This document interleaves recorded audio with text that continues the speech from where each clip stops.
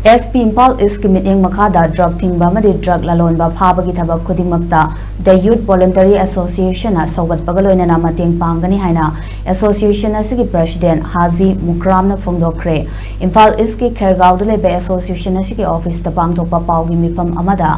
Haji na makha taraduna Imphal East ki SP Shibananda Sherbna drug ki mayok the sangsilaliba thabak thoram singasi aphaba khongthang amani Khergaw ya koi bada mayai ka basinjak sijina bamadi mayai ka basinjak yon basing phaba matamda yobana angamba mateng pangani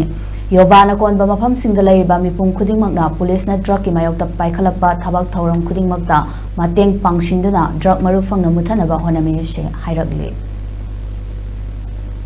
matam kharagi mamang de Khergaw asida yamna kanna honabiduna drug si free with SP Imphal East Sar Sivananda Survey IPS